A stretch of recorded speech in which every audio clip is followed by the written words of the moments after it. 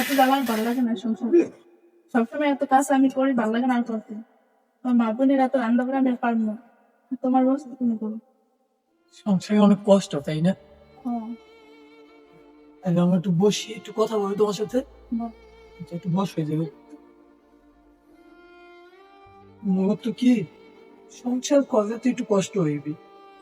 দেখো, আমার মা কিন্তু একসময় তোমার কিন্তু বউ ছিল, তুমি কিন্তু এখন বউ। সে কিন্তু একসময় কষ্ট করছে, তারপর সে এখন বিরুদ্ধ হয়ে গেছে। মানে তোমার শাশুড়ি, আমার তো মা, তো বিরুদ্ধ বয়সে তো আর সে রান্না বান্না করতে পারে না। তার তো ছেলে আছে, ছেলে বউ আছে। ছেলে বউ থাকতে যদি সে রান্না করবে, তার কষ্ট হয়ে যাবে না? সে যে এই বুড়ো বয়সে যদি কষ্ট করে, জিনিসটা কেমন দেখায়? আর বর্তমান সমাজে কিন্তু মেয়েরা চায় সে রান্না করবে, সে নিজেই খাবে। বিরুদ্ধ মানুষ তার কাছে এটা কিরকম জানিবে আগে। ঠিক আছে, দেখো, যদি আল্লাহ ওই জিনিসটা না চায়, তুমি কিন্তু একদিন বিরুদ্ধ হবা, হবে কিনা?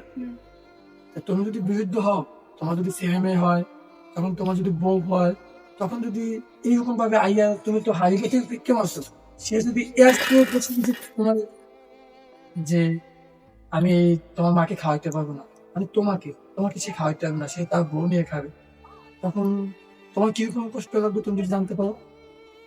আচ্ছা শোনো, আমি তো আমার ভবিষ্যতের কথা চিন্তা করি না। তারপর আমি যা করছি ভুল হয়ে গেছে। আমার তো কোনো একদিন মানে ছেলে হবে, ছেলের বউ হবে।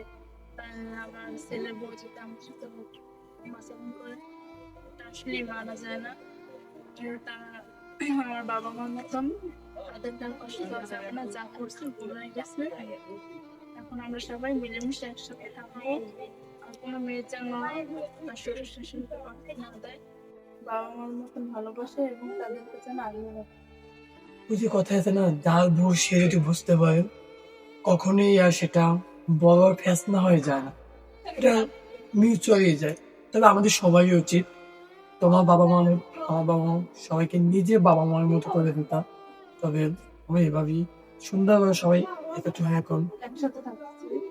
ঠিক আছে, এভাবেই আমার থাকবে। যাও রান্না করো, রান্না শেষ হয়ে আমাকে ডাকবে।